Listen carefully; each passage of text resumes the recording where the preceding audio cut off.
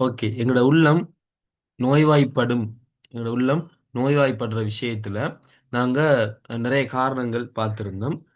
அப்படி நோய்வாய்ப்படுறதுக்கு ஆன காரணத்துல இப்படியான விஷயங்கள் நடந்தா உள்ள நோய்வாய்ப்படும் அப்படிங்கிறதுல முதலாவது ஆன்மாவிற்கான உணவனாக கொடுக்க மறந்துட்டோம் அப்படின்னு சொன்னோம். இரண்டாவதாக நிறைய ஃபித்னாக்கள்ல நாங்க அகப்பட்டு கொண்டிருக்கிறோம்.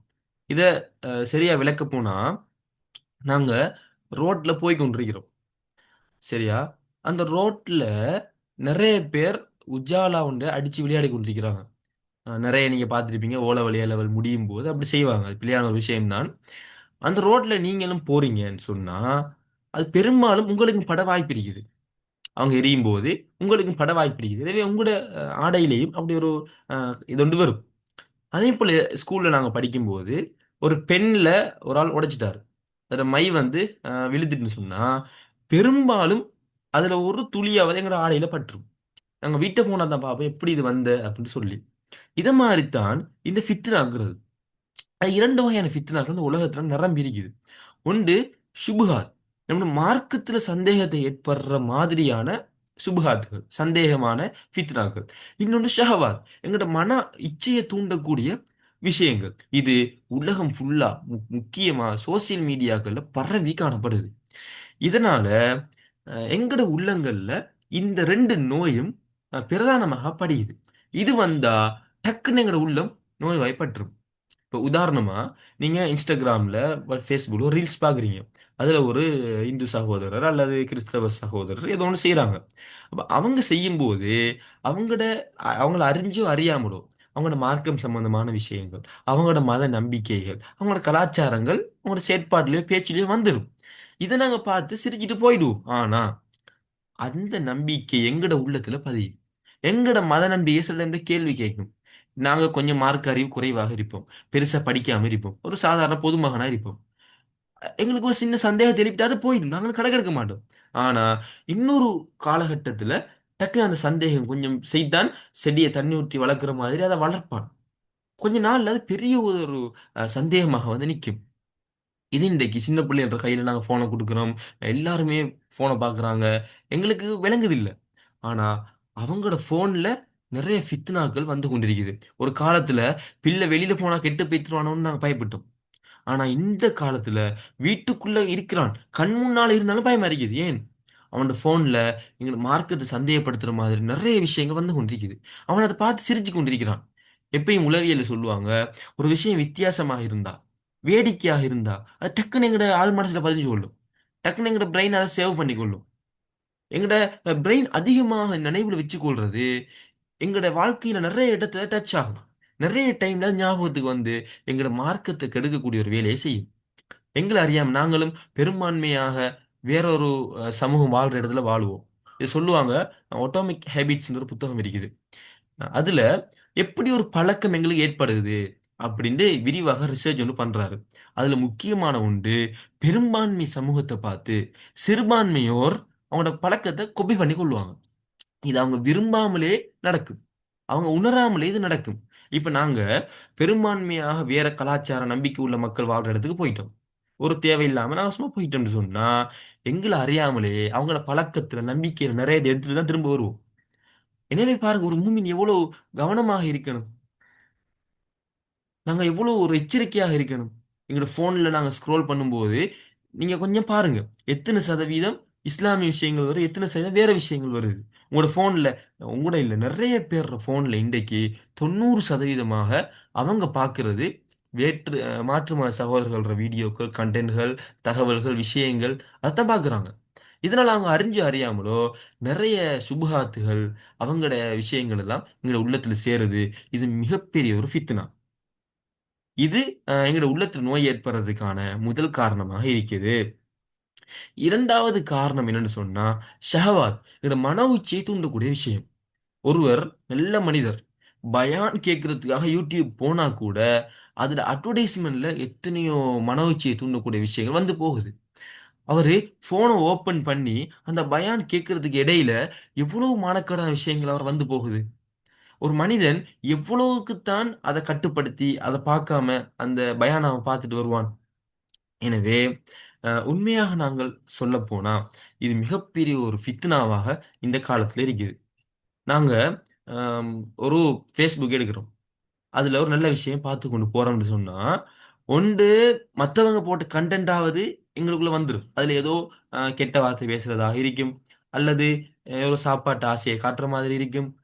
பெரிய ஹோட்டல்ல சமைச்சு சாப்பிடுவாரு, அவங்க விலைக்கூடிய கேமரா, அதே போல அவங்க போட்ட சாமான், இதெல்லாம் பார்க்கும்போது எங்களுக்கு சாப்பிடணும் போல இருக்கும். நாங்களும் அந்த கடைக்கு போகணும் போல இருக்கும். அப்ப எங்க உள்ளத்துல ஒரு நோயை விதைக்குது. ஷஹுவா, மன உச்சி, உலக ஆசைங்கிறத அது விதைச்சு கொண்டிருக்குது.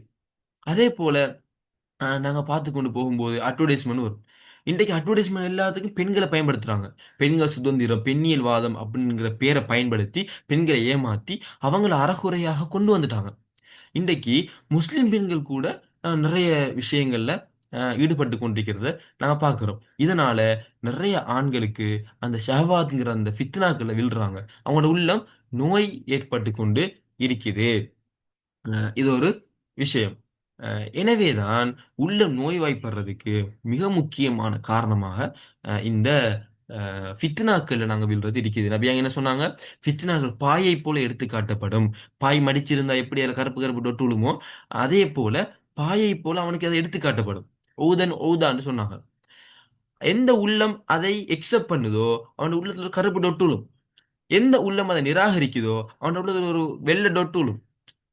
அவன் கருப்பு டொட்டு விழுந்த உடனே அஸ்தக்ஃபிருல்லா சொல்லி பாவ மன்னிப்பு கேட்டு அவன் திருந்திட்டான்னு சொன்னா அவன் உள்ளத்துல கண்ணாடியில புழுதிப்பட்ட தண்ணி ஊத்தினா எப்படி அது இல்லாமல் ஆகுமோ, சுக்கில கல்பா, அவன் உள்ளம் அப்படியோ என்ன தூய்மையாயிடும், பியூர் ஆகிடும்.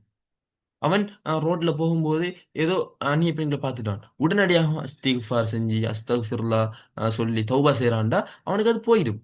ஆனா அதை அவன் கண்டுக்கல. திரும்ப இன்னொரு ஃபித்னாவை பார்க்கறான், இன்னொரு ஃபித்னாவை பார்க்கறான், இன்னொரு ஃபித்னாவை பேசுறான், இன்னொரு ஃபித்னா காதால கேட்கறான்னு சொன்னா அந்த கருப்பு டொட் அதிகமாயிட்டே போகும். சரியா? ரசூலுல்லாஹ் ஒரு கட்டத்துல சொன்னாங்க, அது கவிழ்த்து வைக்கப்பட்ட ஒரு பாத்திரத்தை போல ஆகிவிடும் அந்த உள்ளம். அதுல நல்லதை ஊத்தினாலும் கெட்டதை ஊத்தினாலும் அதுக்குள்ள போகாது. சரியா? எனவேதான் அம் அவனோட உள்ளம் இப்படி ஆயினத்தால நல்ல விஷயங்கள் அந்த உள்ளம் எடுத்துக்கொள்ளாது. அப்ப இது நோய் பிடிக்கிற ஒரு நிலைமை. அதான் ரசூலுல்லாஹ் ஒரு வசனத்த ஓதி காட்டினாங்க. கல்லா பல் ரான அலா குலூபிஹிம் மா கானூ யக்ஸிபூன். அவர்கள் சம்பாதித்துக் கொண்டிருந்த விடயங்கள் அவர்களது உள்ளங்களில் கரையாக படிந்து விட்டது. ரானாக மாறிவிட்டது அப்படின்னு சொன்னாங்க. மூன்றாவது விடயம். மூன்றாவது, எங்கட உள்ளம் நோய் ஏற்பட காரணமான விஷயம்தான் எங்கள்ல நிறைய பேர் கவனம் இல்லாம இருக்கிறோம். நிறைய பேர் இதை செஞ்சு கொண்டிருக்கிறோம். என்னன்னு சொன்னா ஃபுதூலுல் கலாம், தேவையற்ற பேச்சுக்கள். தேவை அற்ற பேச்சுக்கள். சலஃபு சாலிஹீன்களை நாங்க பார்க்கிறோம். அவங்க இந்த பேச்சு விஷயத்துல மிச்ச கவனமாக இருந்தாங்க. அபூபக்கர் அலி அதிகமாக பேசக்கூடாதுங்கிறதால நாக்குல கல்ல போட்டு இருந்த சம்பவங்கள் நாங்க பார்க்கிறோம். நபி அவங்க சொன்னாங்க, ஹுஸ்னு இஸ்லாமில் மரா, ஒரு மனுஷன் அழகிய இஸ்லாம்கள்ல உண்டு அவன் தர்க்குஹு மாலா யஅனி, அவனுக்கு தேவையில்லாத விஷயங்களை விடுறது அப்படின்னு சொன்னாங்க. ஆம், அதே போல என்ன முஹாதர் அலி சொன்னாங்க, யார சொல்றாங்க, நாக்கால நாங்க நரகத்துக்கு போவோமா? நபியாக சொன்னாங்க, உங்களோட உம்மாவை இழந்து போகட்டும். அந்த அரபிகள்ன்ற அந்த பாஷையில அவங்கள கொஞ்சம் ஒரு விழிப்புடுறதுக்காக சொல்லிட்டு சொன்னாங்க, இந்த நாக்கு செய்யற அறுவடைகளால தான் நிறைய பேர் நரகத்துக்கு போறாங்க. நிறைய பேர் நரகத்துக்கு போற காரணம் என்ன? இந்த நாக்கால தான் அப்படின்ற மாதிரி சொன்னாங்க. நபியாக சில டைம் தன்னை நாக்க தன்னை திரு கைகளால தண்ட தண்ட பெருமதியான கைகளால பிடித்து இது இதை பயந்து கொள்ளுங்க அப்படின்னு கூட சொல்லிக்கிறாங்க. ஒரு ஹதீஸ் இருக்குது. ஒரு மனிதன் ஒரு கவனம் இல்லாம அறியாம ஒரு வார்த்தையை பேசிடுவான். இதனால கிழக்குக்கும் மேற்குக்கும் இடைப்பட்ட நரகத்துல அவன் வீசப்படுவான் அப்படின்னு சொல்றாங்க. இன்றைக்கு நாங்க பார்க்கிறோம். அவங்க அல்லாஹ் தாலோட சில சட்டங்கள். உதாரணமாக 4 திருமணம் முடிக்கிறது அல்லாஹ்வோட ஒரு சட்டம். ஆனா இன்றைய உலகத்துல மிகப்பெரிய கொடூரமானதாகவும் மிகப்பெரிய பிழையாகவும் அது காட்டப்படுது. சோசியல் மீடியாக்கள்ல, அதே போல மேற்கத்திய மீடியாக்கள்ல, பிரச்சாரங்கள்ல, யுனிவர்சிட்டில எல்லாத்துலயுமே அது ஒரு பிழையானது, அது ஒரு பயங்கரமானது அப்படின்னு சொல்றாங்க. ஆனா அல்லாஹ்வோட சட்டம் அதுல அதிக நலவுரிக்கும். இருந்தாலும் இப்படியான மோட்டிவேஷனுங்களால விரும்பியோ விரும்பாமலோ நாங்களும் அதுக்கு பழக்கப்பட்டுட்டோம். எனவே போற போக்குல வாயில சொல்லிடுறோம். அது அந்த காலத்துக்கு பொருத்தம், இந்த காலத்துக்கு பொருத்தம் இல்ல. அப்படி நிறைய விஷயங்கள் ரசூலோட சுண்ணாக்கள்ல நிறைய நாங்களே புறக்கணிச்சு அது அந்த காலத்துல ரசூலா செஞ்சாங்க, இந்த காலத்துல அப்படி இல்ல. இப்படி எங்களை அறியாமலே சின்ன சின்ன வார்த்தைகளை சொல்லிடுறோம். இதனால நாங்க குஃபுர்ங்கிற நிலைமைக்கு போறோம். அல்லாஹ் ஏத்தின சட்டத்தை ஒருத்தன் வெறுக்கிறது என்ன? குஃபுர். அல்லாஹ் தஆலா குர்ஆன்ல நிறைய விஷயங்களை சொல்றான். நீங்க உங்களோட மனோ இச்சை எவ்வளவு விரும்பினாலும் அல்லாட தூதர் சட்டம்னு சொன்னா அதுக்கு நீங்க கட்டுப்பட்டு பணிஞ்சு வராட்டி நீங்க உண்மையான முஸ்லிம் இல்ல, மோமின் இல்ல. ரசூல சொன்னாங்க, எந்த குர்ஆனும் சுன்னாவும் என்ன செய்யணும்? எல்லாரும் மனோ இச்சையை விட அது மேலதான் இருக்கணும்.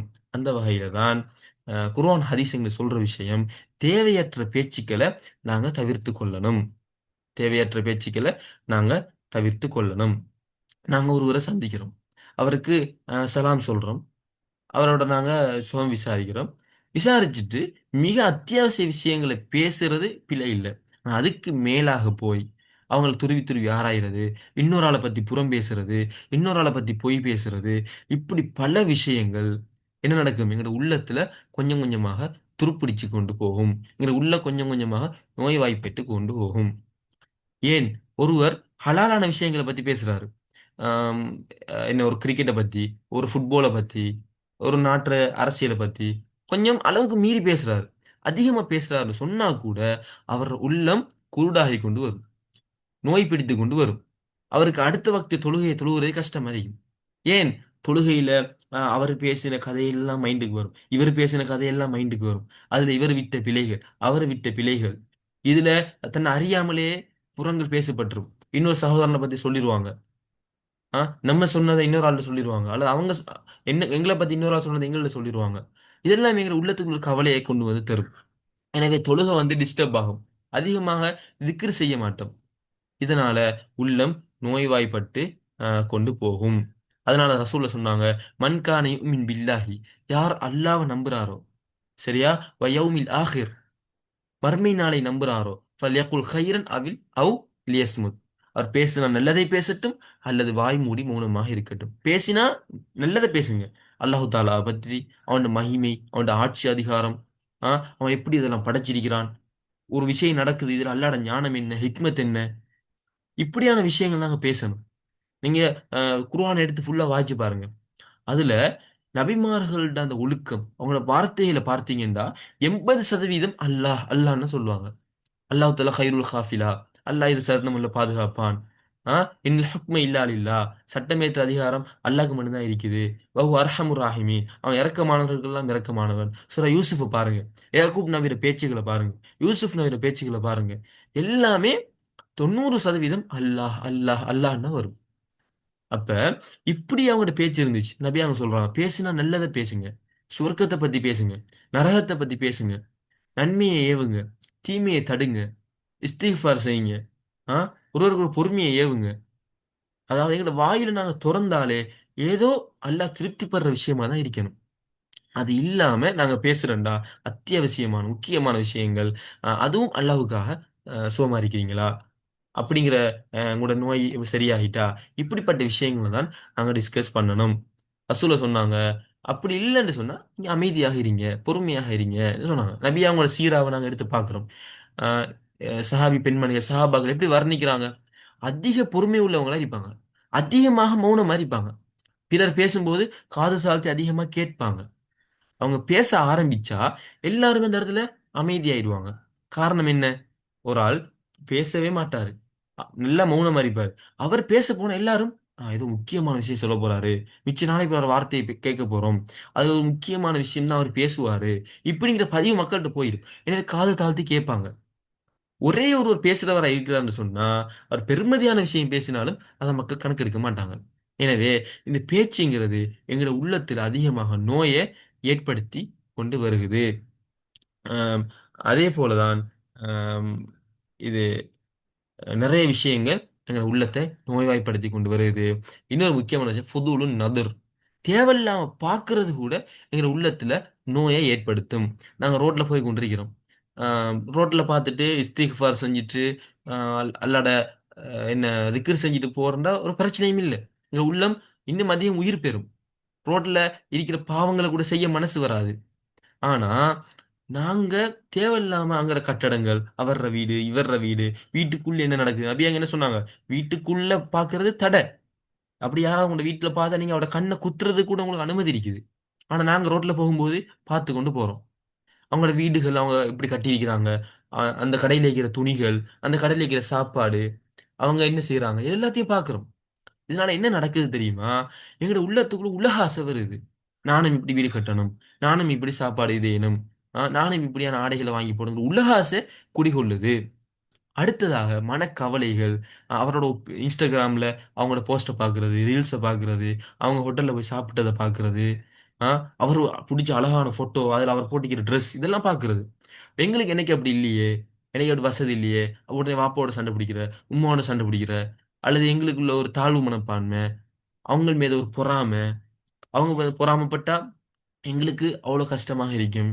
அப்ப இப்படி தேவையில்லாம இன்றைக்கு பார்க்கிறதால, நெறைய பேர் மனக்கவலையிலயும், டென்ஷன்லயும் இருக்கிறாங்க. அவங்களோட உள்ளம் அதிகமா நோய் பிடித்து என்ன செய்றாங்க? ஒரு பிழையில் இருக்கிறாங்க. அல்லாஹ் சொல்றான், "ஹலஃப மின் பஅதிஹிம் ஹல்ஃபுன்." நல்ல மக்களுக்கு பின்னால ஒரு கூட்டம் வந்தது.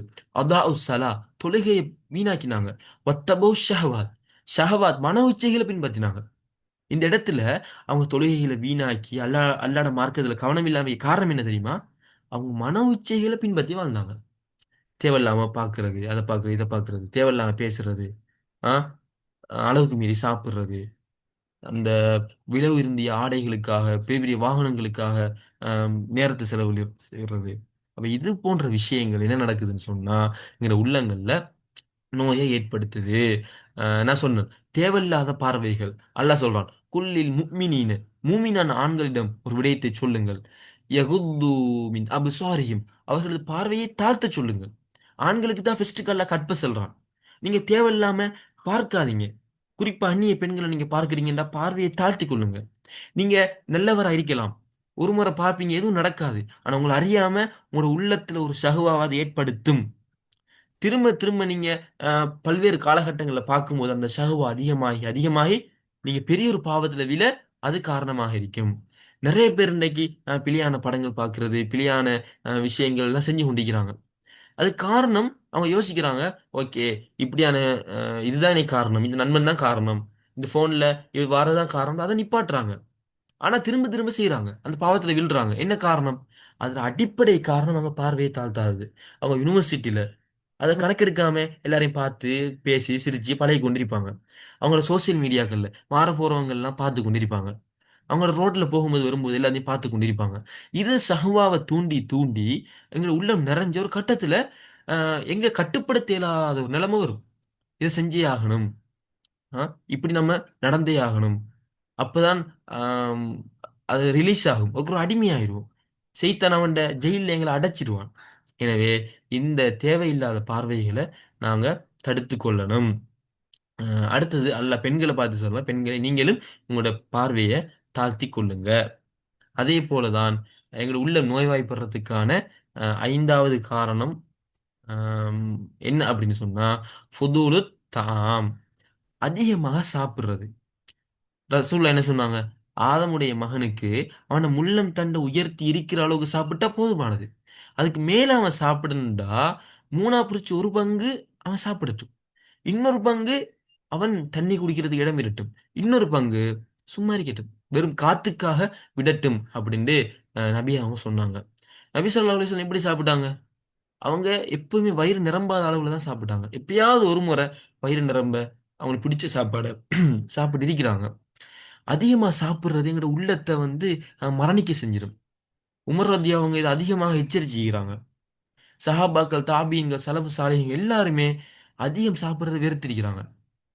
எங்கள்ல நெறைய பேர் விட்ற பிழை தான் இது. நாங்களே பார்க்கிறோம். பகலைக்கு அதிகமா சாப்பிட்டா, அசர் தொழுவுறதுக்கு அதிக கஷ்டமாக இருக்குது. ஒரு உயிரோட்டம் இல்லாம தொழுதுட்டு வாரோம்.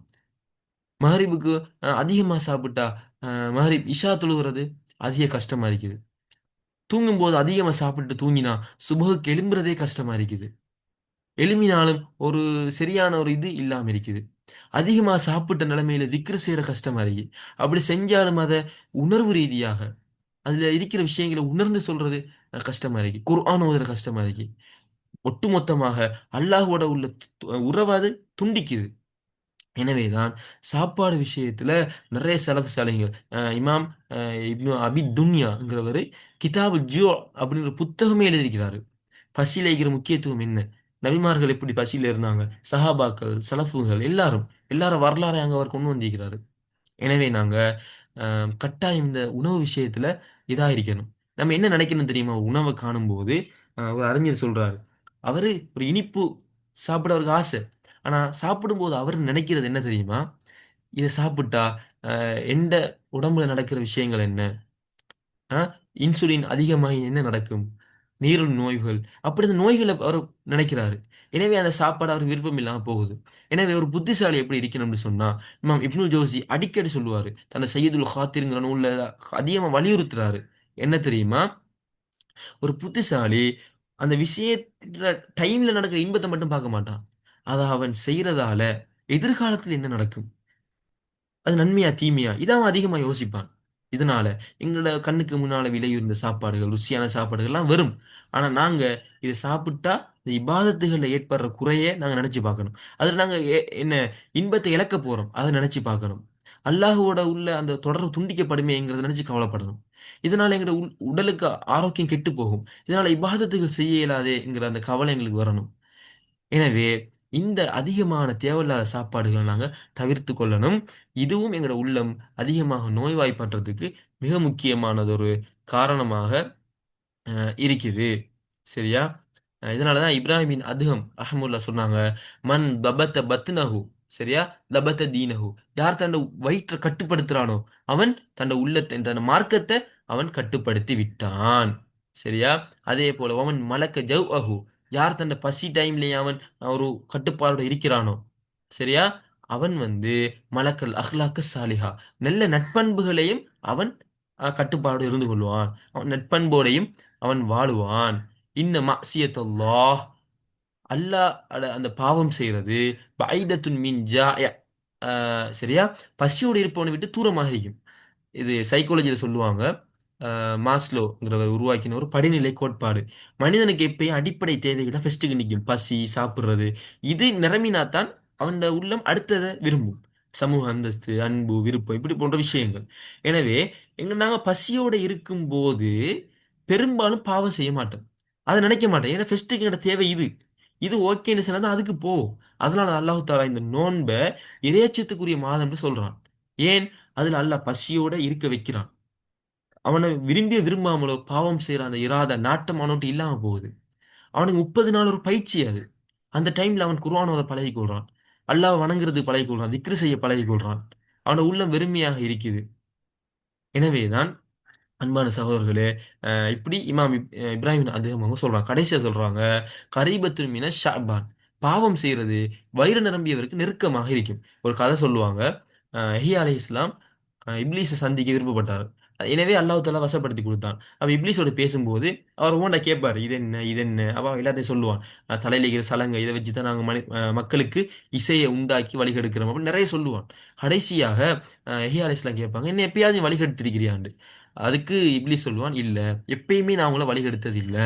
ஆனா ஒரே ஒரு தடவ அ பாவம் செய்ய வைக்கல. ஆனா கொஞ்சம் லேட்டாக்க வச்சிருக்கிறேன். கொஞ்சம் அல்லாஹ்ட இபாதத்துகள்ல ஒரு சோம்பல உங்களுக்கு நான் தந்திருக்கிறேன்ட்டு" சொல்லுவான். அப்ப அவங்க கேட்பாங்க, "அது எப்பன்டு?" அதுக்கு இப்லீஸ் என்ன சொல்லுவான் தெரியுமா? "ஒரு நாள் நைட்டுக்கு நீங்க அதிகமா சாப்பிட்டீங்க. சாப்பிட்டுட்டு தூங்கினீங்க. அந்த நாள் காலையில உங்கள இரவு தொழுகை தொழுக நான் கொஞ்சம் லேட் ஆக்கினேன். அத தொழ வைக்காம நான் ஆக்கினேன் அப்படின்னு இப்லீஸ் சொல்லுவான். அப்ப அவர் சொல்லுவாரு, அல்லாஹ் மீது சத்தியமா இன்னும் வயிறு நிரம்ப சாப்பிட மாட்டேன். அவர் சாப்பிட்டது ஒரே ஒரு தடவ தான். அதையும் நீ சாப்பிட மாட்டேன்னு சொல்லிருவாரு. அப்ப அவன் சொல்லுவானாம், அல்லாஹ் மீது சத்தியமா நீங்க எந்த மனுஷனுக்கு நான் உபதேசம் செய்ய மாட்டேன். அட்வைஸ் பண்ண மாட்டேன் அப்படின்னு அவன் போயிருவானாம். அப்ப இப்படி இந்த சாப்பாடு விஷயங்கள் இருக்குது. அடுத்தது ஃபுதூலுல் முகாலத்தா. தேவையில்லாம மக்களோட கலந்து பழகுறது. இத பத்தி டீட்டெயிலாக பேச வேணும். இமாம் இப்னுல் ஜௌசி தன்னுடைய சய்யிதுல் ஹாத்திர்ல அதிகமாக வலியுறுத்துறது, தேவையில்லாம மக்களோட கலக்காதீங்க. அதுவும் குறிப்பா இந்த காலத்துல தனிமையாக இருங்க. இமாம் இப்னுல் ஜௌசியோட வரலாற நீங்க பார்த்தீங்கன்னா, அவர் பயான் பண்றதுக்கும், ஜும்மாவுக்கும் 5 வேள தொழுகைக்கு தான் வெளில போவார், வருவாரு. மற்ற டைம்ல அவர் வீட்டுக்குள்ளேயே இருக்கிற ஒரு வழமையாக வச்சு கொண்டாரு. அத்தியாவசிய வீட்டுக்கு தேவையான பொருட்கள மட்டும் அவர் வாங்க வெளில போவாரு.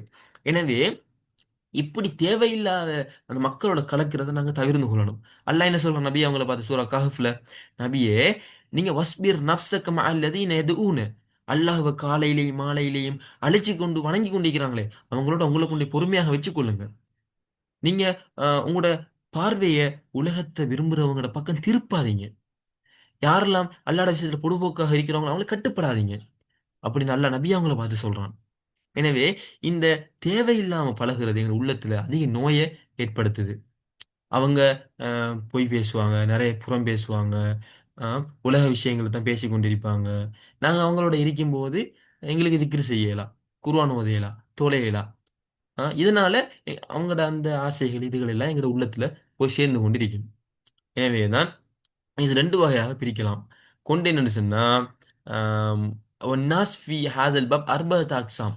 இந்த விஷயத்துல மக்களோட சேர்ந்து பழகுறதுல மக்கள் 4 விதமா இருக்கிறாங்க.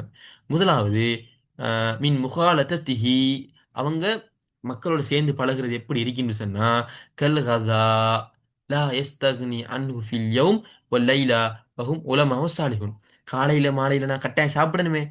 அந்த சாப்பிடுற எப்படி ஒரு மனிதன் செய்வானோ, அத மாதிரி தான் மக்களோட பழகுறதும் இருக்கும்.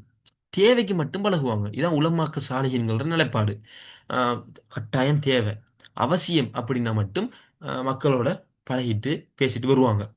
அ அதே நேரம் 2வது ஒரு மக்கள் இருக்கிறாங்க. மின் முகாலத்ததிஹி கத்தவா சரியா? மருந்த போல.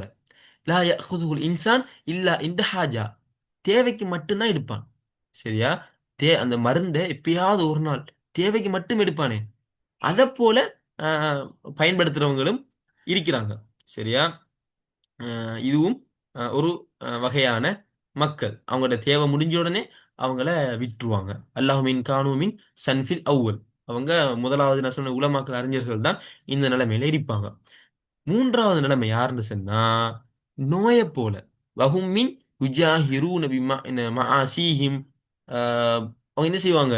பாவம் செய்றவங்களோட அதிகமா பழகுவாங்க, இதைவாங்க. அதனால அந்த நோய்கள் அவங்களுக்கு அதிகமாக ஏற்படும். சரியா? எனவே அம் பொதுவா மக்களோட அவங்க கலந்து கொள்ளாம இருப்பாங்க. அம் உங்க உள்ளம் நோயப்படாம இருக்கிறதுக்காக. 4வது நாங்க வகைய பார்த்தோம்ன்னு சொன்னா, இவரு அழிந்தவர். மக்களோடயே ஃபுல்லா சேர்ந்து, பழகி, எப்பவுமே அவங்களோட இருக்கிறார். இதனால அவங்களோட சேர்ந்து இவரும் அழிஞ்சு போயிருவாரு. அவ இப்படி அ 4 வகையான மக்கள சொல்றாங்க. எனவே இன்ஷா அல்லாஹ் அடுத்த வகுப்புல எங்களோட உள்ளம் நோய்வாய்ப்படுறதுலேருந்து எப்படி பாதுகாத்துக் கொள்றது? அதுக்கான வழிமுறைகள் என்னங்கிறத நாங்க டீட்டெயிலாக பார்ப்போம். இத YouTubeல பார்த்து கொண்டிருக்கிறவங்க, எங்கள சேனல சப்ஸ்கிரைப் பண்ணி பெல் ஐகான டச் பண்ணுங்க. ஏன்னு சொன்னா, நாங்க ஒவ்வொரு நாள் போடுற வீடியோ உங்கள வந்தடையணும். நோட்டிஃபிகேஷன்ல வரணுங்கிறதுக்காக. அதேபோல உங்களோட ஃப்ரெண்ட்ஸ், நண்பர்களுக்கெல்லாம் இது பயனாக இருந்தா ஷேர் பண்ணுங்க. இந்த காலத்துல, ஃபித்னாக்கள் நிறைஞ்ச இந்த காலத்துல இப்படியான வகுப்புகள் தேவைப்படுது. இப்படி Zoomல நேர்ல எங்களோட நீங்க கலந்து கொள்ளணும்னு ஆசைப்பட்டீங்கன்னா, அ இந்த வீடியோவுக்கு கீழ எங்க ஃபோன் நம்பர போட்டு விடுறோம். அதுக்கு மெசேஜ் பண்ணுங்க. எங்களோட குரூப்ல நாங்க உங்கள ஜாயின் பண்ணுவோம். அதுல நீங்க சேர்ந்து கொள்றது மூலமாக இப்படியான Zoom கிளாஸ்ல தர்பியா நிகழ்ச்சிகள்ல நீங்க கலந்து கொள்ளலாம். இன்ஷா அல்லாஹ். எனவே இத நான் முடிச்சுக் கொள்வோம். வ ஆகிரு தஅவானா அல்ஹம்துலில்லாஹி ரப்பில் ஆலமீன்.